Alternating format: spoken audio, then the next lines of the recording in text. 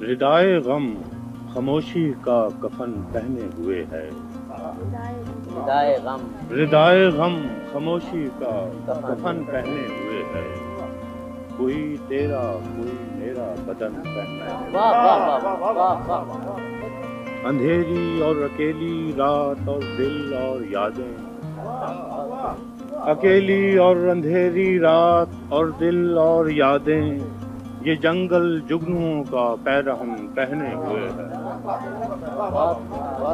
رہا ہو بھی چکے سب ہم قفس کب کے مگر دل، یہ وحشی اب تلک یہ وحشی اب بھی زنجیرے کہن پہنے ہوئے ہے، کہاں کا دستہ تیشا کہاں کا دست شیریں، کہ پرویزی لبادہ کوہکن پہنے ہوئے ہے، سنا ہے ایک ایسا طائفہ ہے دوستوں میں، سنا ہے ایک ایسا طائفہ ہے دوستوں میں، جو دیوانہ نہیں دیوانہ پن پہنے ہوئے، کیا شعر کہہ دیا، کیا شعر کہہ دیا۔ سنا ہے ایک ایسا طائفہ ہے دوستوں میں، سنا ہے ایک ایسا طائفہ ہے دوستوں میں، جو دیوانہ نہیں دیوانہ پن پہنے ہوئے، فراز اب حال دل کس سے کہیں اس شہر میں تو، جسے دیکھو کلاہ بانگ پن پہنے ہوئے۔ احمد فراز۔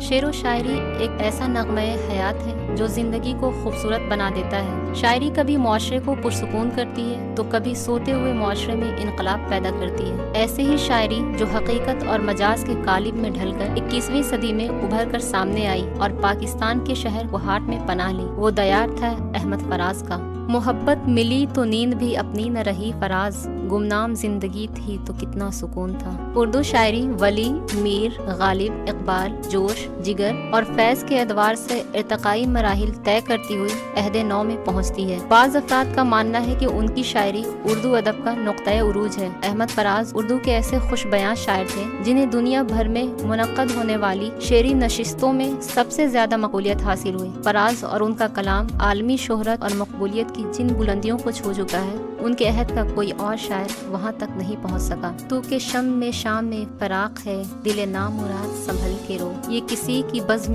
نشاط ہے، یہاں قطرہ قطرہ پگھل کے رو۔ احمد فراز 14 جنوری 1931 کو پاکستان کے کوہاٹ کے ایک معزز سادات خاندان میں پیدا ہوئے۔ ان کے والد سید محمد شاہ کا شمار کوہاٹ کے محترم پیرزادوں میں ہوتا تھا، کیونکہ ان کا نسبتی تعلق حضرت حاجی احمد شاہ رحمۃ اللہ سے تھا۔ احمد فراز کو قدرتی طور پر اردو پڑھنے، لکھنے اور بولنے کا شوق تھا، اور اگرچہ یہ کہا جائے کہ وہ پیدائشی شاعر تھے تو بھی غلط نہیں ہوتا۔ احمد فراز کے والد انہیں ریاضی اور سائنس کی تعلیم میں آگے بڑھانا چاہتے تھے، لیکن ان کا میلان ادب کی طرف تھا، خاص طور پر اردو شعر و ادب ان کا پسندیدہ موضوع تھا۔ انہوں نے پشاور کے مشہور ایڈورڈ کالج میں تعلیم مکمل کرتے ہوئے پہلے فارسی ایم اے اور اس کے بعد اردو ایم اے کی ڈگری حاصل کی۔ فراز اس دور کے مشہور ترقی پسند شاعر فیض احمد فیض اور علی سردار جعفری سے بے حد متاثر تھے، جن کا اثر ان کے ابتدائی کلام میں نظر آتا ہے، لیکن ان کے تخلیقی ذہن نے مخصوص رنگ و آہنگ تلاش کر لیا۔ انہوں نے اپنا کریئر ریڈیو پاکستان پشاور میں اسکرپٹ رائٹر کے طور پر شروع کیا، لیکن بعد میں وہ پشاور یونیورسٹی میں اردو کے استاد مقرر ہوئے۔ احمد فراز نے جب شاعری شروع کی تھی تو ان کا نام ہوتا تھا احمد شاہ کوہاٹی۔ احمد فراز کو ان کی ادبی خدمات کے اعتراف میں پاکستان کے اعزاز ہلال امتیاز سے نوازا گیا، لیکن صرف 2 سال بعد 1976 میں سیاسی اسباب کی وجہ سے انہوں نے اس انعام کو واپس کر دیا۔ وہ پاکستانی باشندے تھے، لیکن ان کے قریبی دوستوں میں مسلمان سے زیادہ ہندو اصحاب شامل تھے۔ فراز ہندو پاک دوستی کے زبردست حامی تھے۔ ایک بار انہوں نے کہا تھا، میں ہندوستان کو اپنا گھر سمجھتا ہوں، یہاں پاکستان سے زیادہ میرے چاہنے والے رہتے ہیں۔